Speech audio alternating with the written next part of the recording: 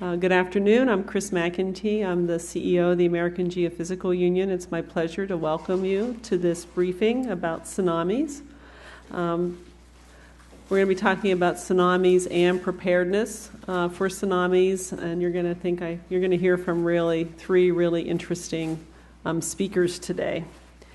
Today's briefing is made possible from support from the Hazards Caucus Alliance, so we thank you for that, and our co-sponsors. Along with AGU, we have the American Geosciences Institute, the American Society of Civil Engineers, the Scripps Institution of Oceanography, and our partner, the National Research Council's Ocean Studies Board.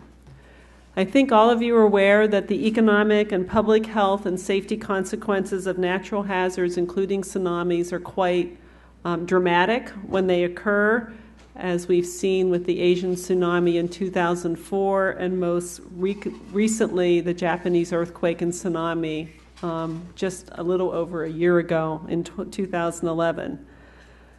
While we haven't seen such an impact of that magnitude in the United States recently, I think all of us would agree it's probably only a matter of when, not a matter of if. And support for research and planning has translated into many things that we now take for granted, such as strengthened building codes, early warning systems, evacuation plans, and disaster preparedness drills. Continuing to invest in those kind of infrastructure and preparedness types of efforts will keep us better protected in the future. Today's experts that are going to speak to us, they are leaders in the fields of earthquake and tsunami research, risk assessment, and natural hazards preparedness and mitigation. Their role is to help all of us better understand the causes and characteristics of tsunamis, how we can use this information to provide better warnings, and how we can prepare communities to more effectively respond and recover from potentially devastating events like tsunamis. Dr. John Orcutt is a professor of geophysics at the University of California in San Diego. He's a former president of AGU, as well as past Secretary of the Navy, Chief of Naval Operations, Oceanography Chair. Dr. Eddie Bernard is an affiliate professor at the University of Washington and a scientist emeritus with the National Ocean and Atmospheric Administration's Pacific Marine Environmental Laboratory. And John Schelling is the Earthquake Program Manager for the Washington State Emergency Management Division, where he is responsible for managing the state's seismic and natural hazard safety efforts through the earthquake, tsunami, and volcano programs. I was the chairman of a report from the National Research Council on tsunamis, and this is a diagram that we used from that book actually, and it shows the system, the end-to-end system, and importantly over here on the left side you see risk assessment and public education. And often when we talk about tsunamis, we don't talk about that. We talk about the technologies and so on. But the two things on the left-hand side are probably the most critical part of the end-to-end system. Threat detection is done seismically with buoys and so on that provides warning. Because we work in a federal government, these warnings are passed on to states and local communities, which are actually responsible for things like evacuation, education, and so on. The tsunami triggers, how do you decide that a tsunami has happened, and that's a technical issue here, but without having this entire front-to-end approach to understanding tsunamis, you don't have a program that works. So this was part of the assessment and part of the directions that we are trying to move in today. And you'll hear talks on all aspects of this. This is the DART buoys exist, or the DART network as it exists, largely due to the tsunami in the Indian Ocean. That was the reason these were funded. DART is Deep Ocean Assessment and Reporting of Tsunamis. But everyone refers to them as DART buoys. But you can see they're pretty global at this point. Some of them, most of them, are owned by the U.S. and operated by the United States, but there are a lot of contributions from Australia, Chile, etc. And this is one of the ways that the U.S. has exported expertise and technology to other parts of the world. All those other buoys that were bought by the countries involved, that are operated by the companies, and the data are all available in real time to all the countries for using for tsunami detection. This is the seismographic network, the global seismographic network. It's operated partly by, or 2/3 of it is operated by the U.S. Geological Survey. A third of it is actually operated by my institution through a not-for-profit corporation called IRIS, funded by the National Science Foundation. So this is a multi-agency operation. There are now about 150 stations reporting in real time, providing the initial information about a tsunami. For example, yesterday, while I was sitting at the board meeting, my screen lit up with records of 550 stations from the event in Oaxaca. And for a fairly short period of time, the question arose of whether this had created a tsunami, and the tsunami warning was never issued. Last night, Eddie Bernard showed one of the dart buoy records from this that showed the tsunami had a height of 1 centimeter, about 1/3 of an inch. So it did create a tsunami, but not something we had to worry very much about. It was a good example of how seismology and these other measurements couple to provide warning for the tsunami warnings themselves. This is a project that was begun in the National Science Foundation called EarthScope some years ago, and it basically is setting up 550 seismic stations that rotate across the United States here, and it'll stop in the current lineup. But these are high-quality observatory-level stations that record continuously and report data in real time. And one of the up here in the upper left-hand corner, you might have noted as this moved across the U.S. toward the East Coast that the West Coast became bare. The National Science Foundation, with money from the ARRA, in fact, replaced the stations in Northern California, Oregon, and Washington with seismic stations and GPS geodesy stations because of the threat of the Cascadia region, which Eddie will discuss next. So how does this contribute? This shows the Tohoku magnitude 9 source in Japan, and all this array of stations and where they were at the time of that, and that's the Great Circle Path, the shortest path between these two sites where it propagates. And notice that the energy comes in from the northwest.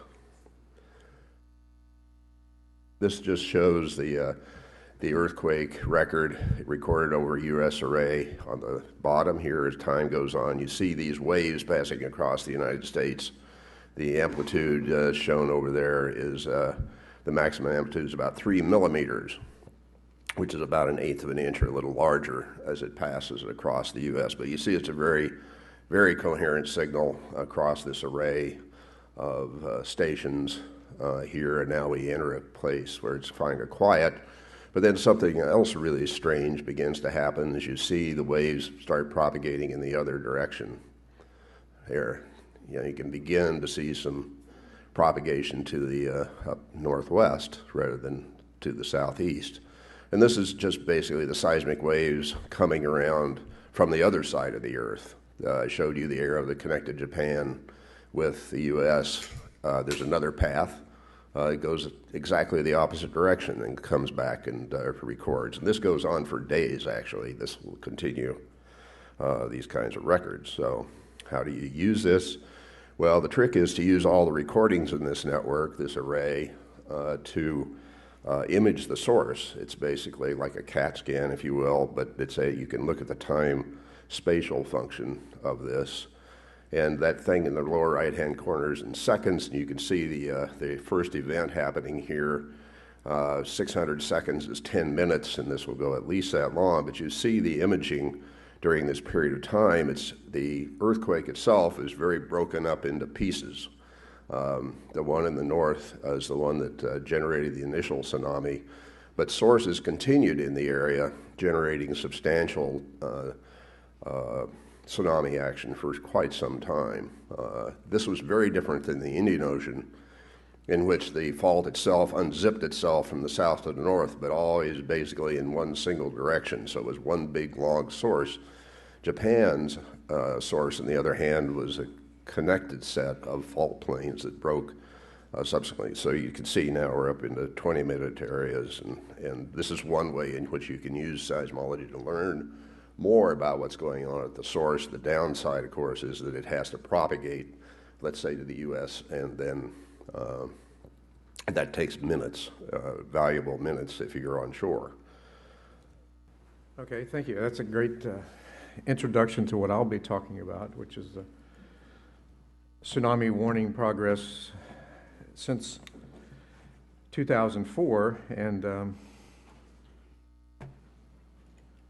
what I'd like to focus on is John's report from the National Academy. The soundbite from that thick report is we need to concentrate on local tsunami problems. And you do that in two ways. You use education, preparedness to get people out of harm's way immediately, and then you come along with information that's of value to them. What next? Because if you imagine yourself in this situation, the earth shakes, you run to an evacuation area, now what? Okay, so this is the now what, okay? So the question is, can the U.S. do it? Japan didn't do a very good job, but I think we have some advantages over our technology that will enable us to do this, and I'd like to demonstrate that. So what I'd like to do is at least remind you of the Tsunami Warning Education Act, which had 4 components: tsunami mitigation, which John Schilling will talk about. I'm going to talk about warnings and research, and some international cooperation. So that's what I'll be talking about during my time. John Schilling will talk about mitigation. At the heart of this is this technology called DART buoys. These buoys are deployed in the deep ocean, and this is the sensor that detects it. And when an earthquake happens, you can send an acoustic signal to this sensor, and it will retrieve data and send it up by satellite to the warning centers in real time. And so the whole trick here is to make sure that you measure it quickly enough so that you can forecast it and go forward. This has been successful. As John pointed out, there are now 7 countries that are participating. Each are buying their own buoys, maintaining them, contributing to the global cause. There's another aspect of this that in 2004, the United States government spent about $1 billion on rescue and recovery operations in Banda Aceh, and for the most recent tsunami, U.S. military spent about $100 million on rescue and recovery operations off Sendai, Japan. So we're paying, every time there's a large earthquake and tsunami somewhere in the world, we're paying through rescue and recovery operations. So it's in our best interest to make sure that we export this technology that enables them to be better prepared for the next tsunami so that the destruction isn't so widespread.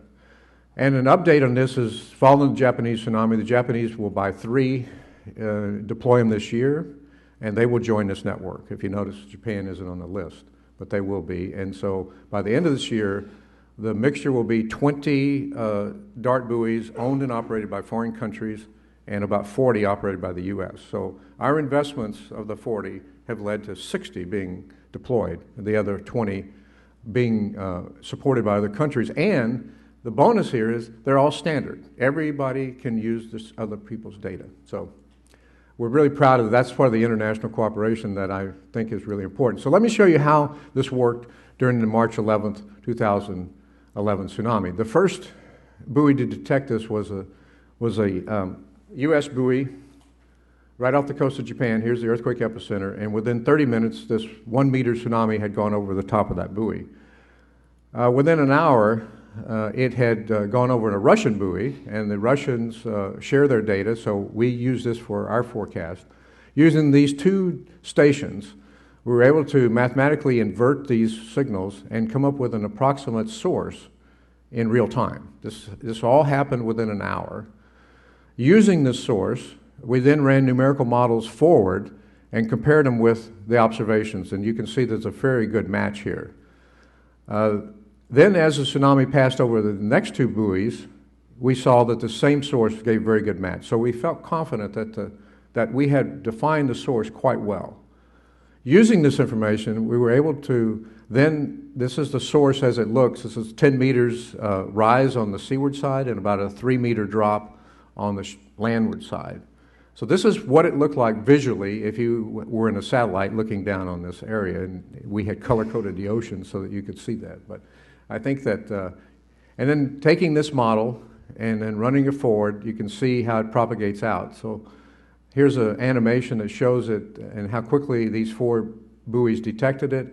Watch how when the tsunami hits the Emperor Seamount, it reflects off that seamount. So what you get is a very complex wave pattern going forward. In about 6 hours, it hit Japan. I mean, it hit the Hawaii Islands, and at 9 hours, it hit our west coast. We were fortunate it hit the west coast at low tide, so there was not as extensive damage. There was about $50 million of damage in California. But the Hawaiian Islands evacuated, the west coast did not. So that shows you this forecast information enabled one state to do the right thing and another state to do the appropriate action. If you take that complex wave pattern and you break it down into maximum wave heights, which is a proxy for energy, you see these long strands of energy as the tsunami propagated across the Pacific Ocean. And sure enough, where these bands of energy, we found higher values of tsunami amplitude. At Crescent City was about 2.5 meters, but that occurred at low tide. At Kahului it was about 2 meters, and it actually flooded Kahului because it was about mid-tide, and the tides in Hawaii are much smaller than off the coast of California. And you can see the damage that was done all the way across the Pacific. So this was a very energetic tsunami, yet the amount of energy in this tsunami was about 1/10 of 1% of the earthquake. 1/10 of 1%. So it gives you an idea of how massive that earthquake was. And then it generated this very large tsunami. So the forecast for Kahului, Hawaii, which was issued 5.5 hours before it arrived in Kahului, looked like this. This is a Google map showing the areas that would be flooded. These are the houses and streets. Here's the airport. And then because it occurred at night, the tsunami arrived at 3 a.m., it was dark, the best comparison we could have following the tsunami was this helicopter flyover that was done at first light. So this was after the tsunami had finished flooding Kahului, but you can see along as we go down the coast, here we are right about here. There's some flooding here, and then we'll come up on this point right here. This is the port, and you can see massive amounts of water. Didn't destroy anything. This was just flooding. It wasn't like we saw in Japan. But nevertheless, you can see the water still on the pavement, all in this area, where the forecast had indicated it would flood. So I think it's safe to say that the investments made in since 2004 have paid off in our ability to forecast tsunamis well in advance, very accurately. And this just shows you a product that could be issued. This is the evacuation maps based on the state of Hawaii's inundation studies. And for this particular tsunami flooded where the red is indicated there. So in one glance you can see how extensive this was. So the state of Hawaii's call to evacuate this area was warranted, and no one died. So this is good news. And that's sort of the state of the art right now. That's where you can go. But then John's report came out 3 months before the 2011 earthquake and said we need to focus on local tsunamis. So having demonstrated that for distant tsunamis we can forecast fairly accurately, we decided to try this technique in a hindcast mode for the Japan tsunami. Now what was so interesting about the Japanese tsunami is that this is an animation of it. As it came ashore, the first wave flooded extensively along the coastline, but then you had these reflected waves that kept pushing the water in. And so that just contributed to it. So like I was telling you, it was 3 hours of flooding, but it wasn't all the same way. So the water was pushed in, another wave comes pushing in a little bit more, a little bit more. So we keep adding to it. It's an additive process. And so this gave us really good confidence that we had this model constrained on the ocean side with these offshore buoys that the Japanese provide us, and then on the shoreward side, these are the inundation measurements that were made. And if you compare the white line, which is the measurements, with the blue fill-in, you see very good comparison. This is about 95% agreement. And to give you some scale, about 200 square miles of land was flooded during the tsunami. 200 square miles. And so this particular technique seems to work. Now, Japan is really interested in this because they would like to put the buoys closer to the source so they could detect it quicker and give a faster forecast. So that's their concept of using our technology. So we decided, well, if it works out well for the local tsunami in Japan, what if we tested it on the Northwest for Cascadia? And here's the consensus source that I'll say. Notice it looks a lot like the one off the Indian Ocean. And relative to the source, here are the existing dart buoys. They're about, and we have them on travel time, about 20-minute travel times from the source. Now these buoys, we think could be moved closer to give a quicker detection. And that's one of the projects we're working on with Japan. But I think that this shows you that the source is long and linear, and it would provide, let me give you an animation here of what it would look like on our coastline. And we're going to zoom in on the state of Washington, because John Schilling's from the state of Washington, so we made sure that he's covered. But here we go, the earthquake starts, and now the tsunami's propagating towards the coastline. And in about 25, 30 minutes, it starts to hit down here at the 28. About 30 minutes, it starts to hit the Oregon coastline, Washington coastline at the same time. It overtops these low-lying peninsulas. And unlike the Japanese tsunami, there are not waves that come along and add to it. This is the major thrust of this particular simulation, shows it would be one big wave. But the amplitudes from this simulation are comparable to what we saw in Japan. So I think without stretching too much here, looking at Japan as a proxy for Cascadia is not a bad idea. It may be conservative, but I think what we saw in Japan is not too bad a comparison. So we have about 200,000 people at risk. If we're as good as Japan, and we have 95% of the people saved, that means 5% are not, and that's a big number. So I think we need to be thinking of how we as a society would deal with this. So I think in summary, I'd say 0 to 30 minutes, education, preparedness, and practice. That's what's going to save lives. I mean, there's no technology that's going to do anything better than that. But hopefully, within 30 minutes, we'll have a tsunami flooding forecast that could be put in the hands of people who are sitting in these evacuation areas. And hopefully, after they've evacuated, the flooding forecast says, no, not to worry, you can go home. That would be the best case scenario. Worst case scenario is your community's gone. It's been flooded. What's your plan B? Maybe you want to head on to your sister's home in another part of the country, because there's not much to go back to. So these are the kind of issues that we have to cope with. Those are the two extremes.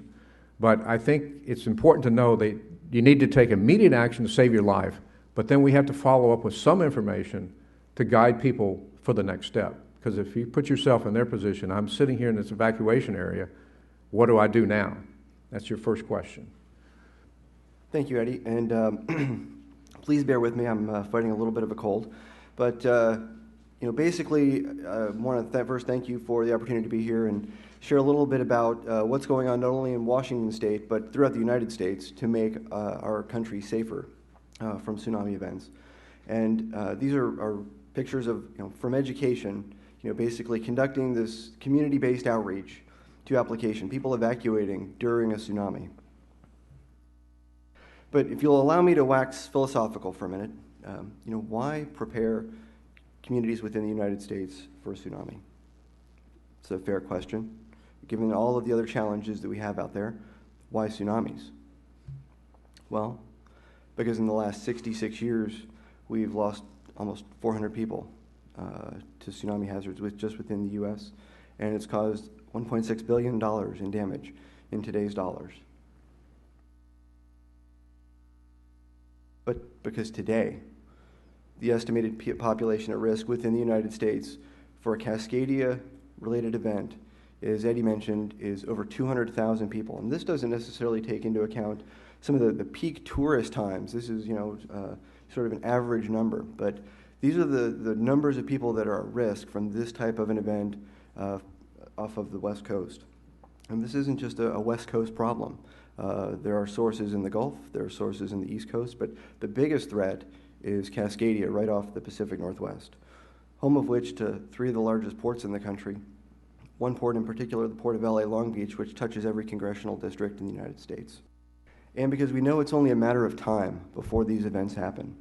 As Eddie mentioned, these distant events where we have the wonderful amount of scientific information to process, to understand, to issue official warnings of a variety of networks and capabilities to be able to get people to safety.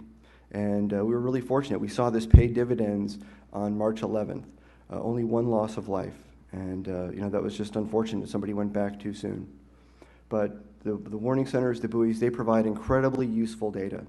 And in Washington State, we relied heavily on that data. Had we just relied on CNN or MSNBC or Fox News, we would have evacuated the entire coast. Tsunami warning, we would have gone, hey, let's get everybody out of there. But we put all of our chips on science. And you know what? Paid off. We didn't have to evacuate a single person. We had to do targeted evacuations within communities where the data was saying, hey, there could be an issue. But because our local responders had trained, our communities had practiced, people were able to get to safety with no issue. Now, the flip side of that are the local tsunamis, in which we've got these events that can occur within 30 minutes off of Cascadia, but within the Puget Sound, for example, we're looking at 5 minutes to get people to safety. There's no warning system on the face of this earth that's going to get people, any kind of a warning within that amount of time, especially when we're looking at damage probably substantial to the telecommunication network that's going to be damaged by the preceding earthquake. The only thing that's going to save lives in these events is people have to understand where they are in relation to high ground and know the appropriate action to take. Now, everybody in the United States visits coastlines, right? This is a national issue. Everybody has to understand, hey, when I'm at the beach, I'm feeling some ground shaking. Wait a second, why is the sea going pretty far out there? I've got to be able to do something about it. I got to know what to do.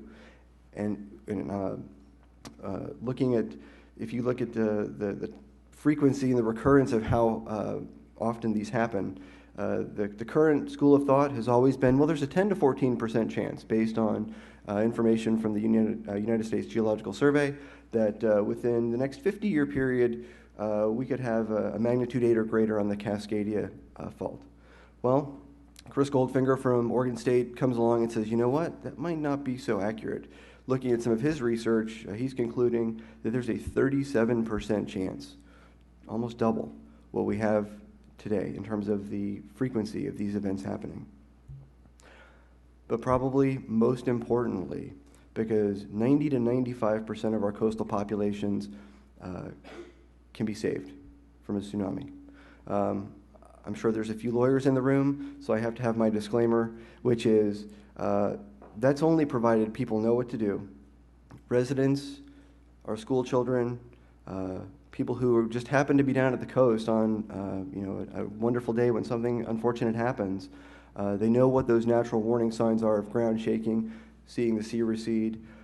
They know, wait a second, I'm in an area that could be vulnerable because, wait a second, there's some signage out there that indicates that this area could be at risk. They know where to go.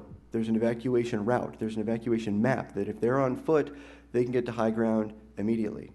And local communities in particular actually practice these evacuations. Those are the 4 key pinnacles to making sure that they are survivable. You say, this sounds great, John, but how are we going to do it? And I'll tell you today, we are doing it. Since 1995, Congress has appropriated funds to support the National Tsunami Hazard Mitigation Program. And this is a multi-agency partnership that is administered by NOAA and the National Weather Service, and it provides state-level representation from emergency management agencies and geological surveys to collaborate and share information across and between governments, not only during times of planning and preparedness, but also times during response. We have an old adage in the emergency management business that the last thing you want to do during a disaster is exchange business cards. And that's absolutely true, because knowing who your partners are, knowing what their capabilities are, and training and practicing with them makes a response go seamlessly. And we saw that during March 11th. It also provides a two-way communication street. We can assess what the local needs are and match those up with the federal resources that are available, and share this information between and across jurisdictions. I'm going to talk a little bit about the three key tenets of the Tsunami Hazard Mitigation Program. Hazard assessment, I'm showing this first because it really is the foundation on which everything else is built. Our state tsunami programs, in collaboration with NOAA, FEMA, USGS, and other researchers, develop scientific studies and conduct workshops. We look at worst-case event modeling. You know, we faced the situation in the United States where when Cascadia was discovered to be an active fault, there was two schools of thought. Does it rupture all at once, or does it rupture in segments? Well, that makes a huge difference in terms of the tsunami that you're planning for, and fortunately, again, science got it right. Looking at the records from flooding in Japan, our tsunami hitting them, we discovered this entire subduction zone ruptures. So we've always been planning for a magnitude 9+ event, but it wasn't always the case.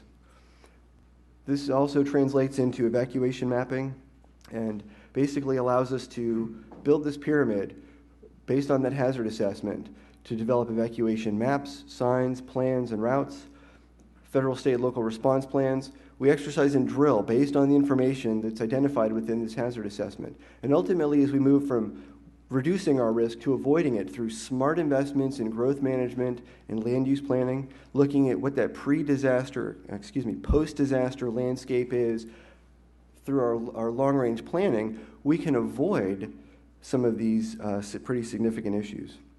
But again, it's all about community-based preparedness and mitigation. We incorporate evidence-based social science research into the materials, the messages, the information that's disseminated. Why? Because it's more effective. We can physically change behavior and get people to become better prepared. And if you spend any time around social scientists, they will tell you that there is no such thing as the general public.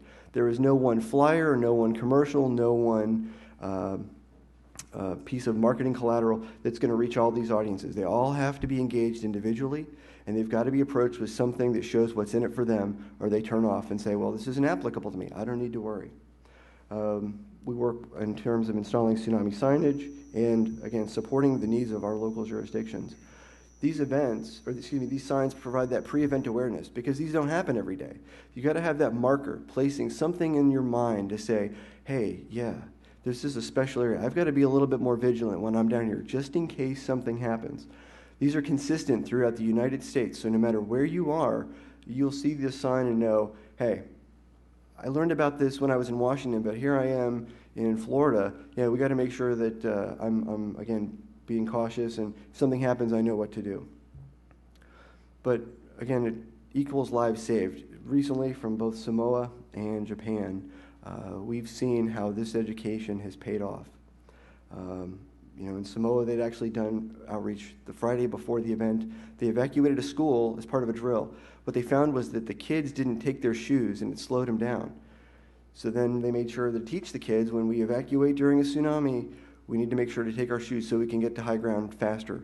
And guess what? They did, and they survived.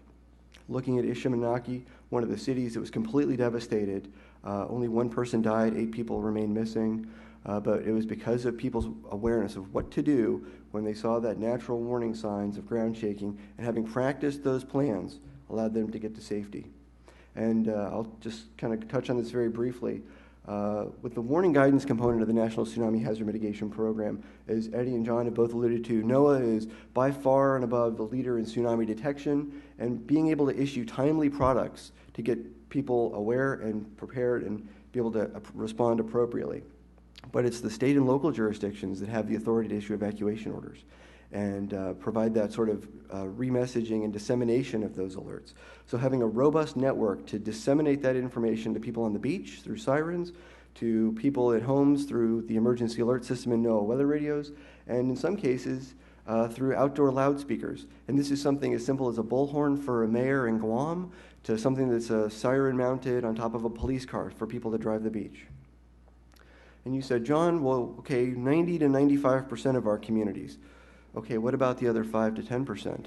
What about those populations? Well, here's the current situation. We teach people today that if you see the sea recede from the shoreline, or you feel the ground shake, or you hear a loud roar from the ocean, run to high ground. Move inland as fast as possible. But what if you're in an area where inland isn't high enough? What if you have nowhere to escape to? You have this feeling of despair. You say, wait a second, what can I do about this? Why should I bother preparing? And NSF has done a tremendous amount of research, and we've seen 99% of the people on the Washington coast, 99% are aware that there's a tsunami hazard. Only 25% of them are prepared. And in some cases, like the Long Beach Peninsula here, there's not as much preparedness in many cases because people go, you want me to cover 26 miles in 30 minutes? Are you kidding me? I don't believe any of this information that you guys are putting out. Why would I? I can't make it. But in 2008, FEMA and NOAA jointly authored guidance on how to design a structure capable of withstanding the myriad of forces that a tsunami throws at it. And we've done some work with Nate Wood and others to look at where these hot spots are, areas in which there is just no high ground accessible. And this isn't just Washington. This is Oregon, this is California, this is Long Island, New York. This is our country in areas that could be vulnerable to a tsunami, that they don't have any escape options.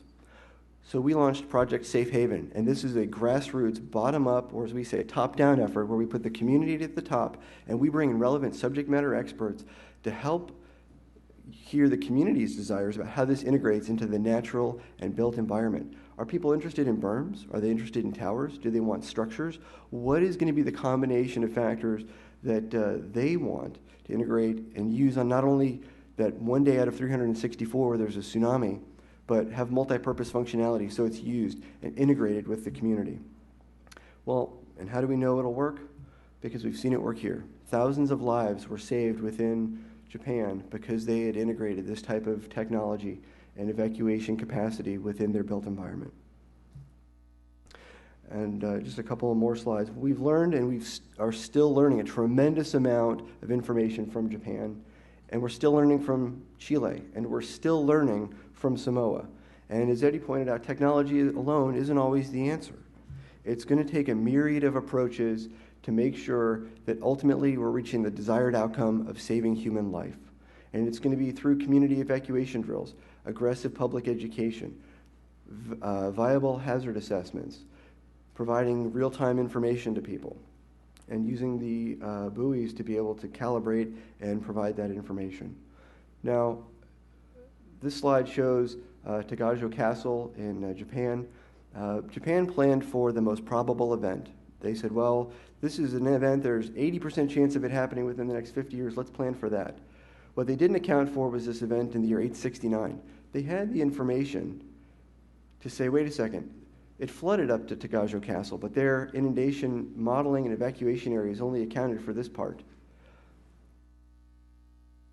If we cannot incorporate new information from Japan and Chile and Samoa, we are guaranteeing we're setting ourselves up for failure, because we will, in essence, have undersized our hazard and continually be putting people's lives at risk. So I guess the bigger question, especially in today's age, is will the United States not only continue to be a leader in terms of preparedness, but will we apply what we're learning from these events throughout the world and continually make our country better prepared and truly tsunami ready? Thank you. So over the past hour or so, I think that we've heard a lot about what great strides have been made, and we've also heard about how much work there still is left to do to continue to be more precise in our assessments, to adequately prepare and educate communities, to know what to do when they receive these warnings, and then to be able to respond quickly and then recover after a tsunami will hit. And you've also heard in these last remarks about how these investments in research are not, they have multiplier effects. John, you used the word leverage, but you get the investment in research, but it spurs new technologies, it spurs then job creation, it spurs exports, but it also is protecting lives, saving insurance dollars, and everything for the federal government. So there's the protection of public safety, but there's also economic growth that comes from this, and savings in other parts of the federal government and state and local governments. So that's why they're here talking about what they do and how important it is to continue our investments and support for this research that helps us better understand the risk and how we can respond more effectively and find ways to reduce our vulnerability as a nation and mitigate potential impacts. And it's not a matter of if, it's just a matter of when, and that's why I think they have this bigger question up here. Are we going to continue to provide these opportunities that we can apply what we've learned and continue to be ready for tsunamis and other hazards and risks that we face as a country? I'd like to give special thanks to our panelists, Eddie Bernard, John Orcott, and John Schelling for being with us today. I think they've presented some really enlightening remarks for us.